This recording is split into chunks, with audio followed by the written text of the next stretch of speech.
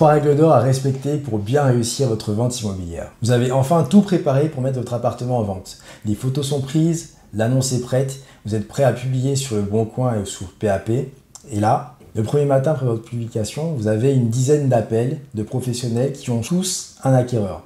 Vous vous dites forcément, si toutes ces personnes ont un acquéreur pour mon appartement ou pour ma maison, ces acquéreurs vont forcément se connecter au portail, voir mon annonce et m'appeler. Donc vous attendez. Le lendemain, vous avez moins d'appels, toujours essentiellement des professionnels et pas d'acquéreurs. Ces professionnels ont quand même tous un acquéreur, ce que vous trouvez de plus en plus bizarre. Le surlendemain, vous avez un acquéreur qui vous appelle, en plus de 4 ou 5 professionnels. Vous prenez rendez-vous avec ce particulier et quelques jours après, vous vous rendez compte que soit il vous pose un lapin, soit il n'a pas son financement, soit il n'est pas prêt, il est juste en visite de touriste, entre guillemets, il débute sa recherche de biens immobiliers. Après 10 jours, vous ne recevez plus aucun appel, ni professionnel, ni acquéreur particulier, et vous vous demandez qu'est-ce qui s'est mal passé. Là, vous vous rendez compte d'un fait que les professionnels connaissent, mais que la plupart des particuliers ignorent. C'est très facile de mettre un bien en vente, mais c'est beaucoup plus difficile de le vendre. Dans la suite de cette vidéo, je vais vous montrer 3 règles d'or à absolument respecter si vous voulez vendre rapidement et avec efficacité votre bien, que ce soit seul ou accompagné d'un professionnel. Je suis Mounir, conseiller immobilier à Cergy, et j'aide les particuliers à vendre ou acheter leurs biens le plus vite possible et au meilleur prix. Si vous avez un besoin relatif à l'immobilier, n'hésitez pas à me faire signe en utilisant les informations qui sont dans le commentaire épinglé ou dans la description de cette vidéo. Si ce besoin est à Cergy, je me ferai un plaisir de vous aider. S'il est ailleurs, je trouverai des personnes dans mon réseau qui seront capables de vous aider. La première règle d'or à respecter, c'est de mettre votre bien en vente au bon prix. Quand vous fixez un prix sur votre bien, il existe 3 possibilités.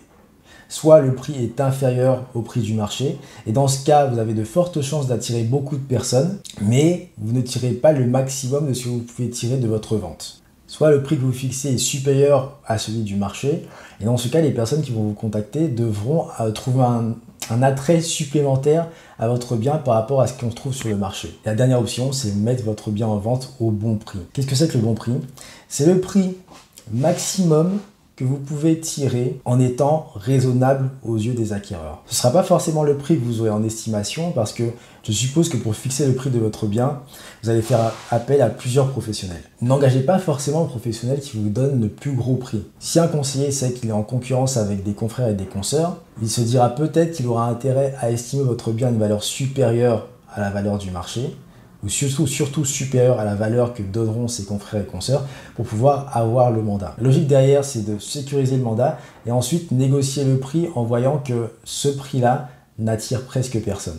Un conseil, pour déterminer la meilleure estimation, demandez à vos conseillers comment ils ont fait le calcul pour savoir exactement si leur méthode est efficace et si leur méthode vous convient. La deuxième règle d'or, c'est de bien communiquer sur votre mise en vente. Il ne suffit pas de publier une annonce sur les portails prévus à cet effet.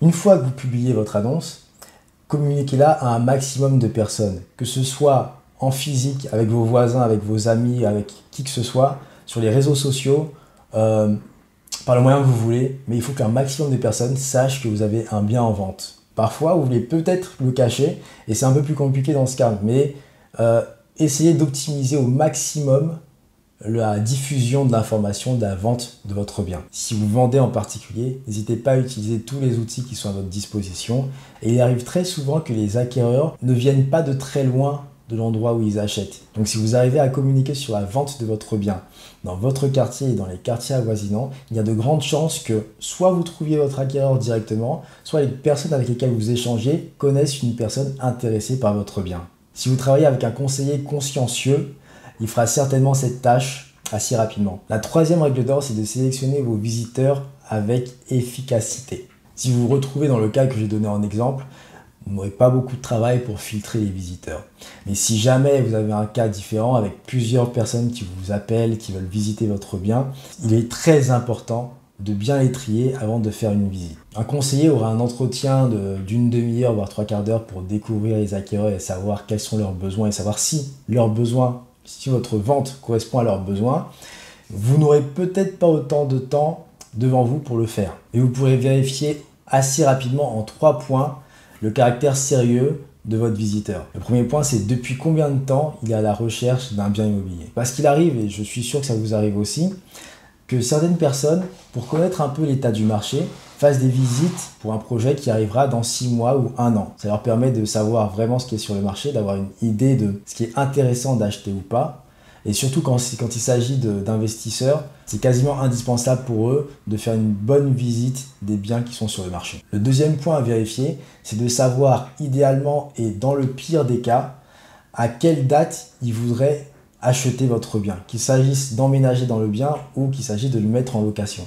Pourquoi faire attention au timing? Parce que si la personne vous dit que dans l'idéal, elle voudrait signer dans 3 mois, ça veut dire qu'elle est capable de faire une offre dès maintenant. Si elle vous dit que dans le pire des cas, elle peut attendre 1 an ou 1 an et demi, elle serait un peu comme les personnes qui vendent leurs biens et qui disent « je ne suis pas pressé de vendre ». Enfin, le dernier point, et je pense que c'est une information à laquelle vous faites déjà attention, c'est la capacité de financement. Surtout de nos jours. Si vous voulez avoir une information sûre, il faut passer par un professionnel. Et quand je dis professionnel, ce n'est pas un conseiller immobilier, mais un courtier. Seules les personnes certifiées IOBSP peuvent garantir le fait qu'une personne soit capable de financer un crédit ou pas. Si un professionnel de l'immobilier vous dit qu'il va vérifier la capacité de financement à 100%, soit il est certifié IOBSP lui-même, soit il fait appel à un courtier professionnel, soit il vous raconte des bobards. Pas forcément des bobards, mais il embellit la réalité. Parce que même si le conseiller demande ces informations aux acquéreurs potentiels, ceux-ci peuvent refuser de donner ces informations. C'est pas le cas le plus courant parce que de toute façon, un acquéreur intéressé, un acquéreur sérieux, fera quasiment tout pour pouvoir visiter votre bien et vous faire une proposition plus tard. Mais attention, je répète, si vous voulez vous assurer de la capacité d'un acquéreur potentiel à acheter votre bien, une simulation de prêt venant d'une banque n'est pas suffisante. Une vérification d'un agent immobilier, d'un conseiller immobilier n'est pas suffisante à moins qu'il soit certifié IOBSP.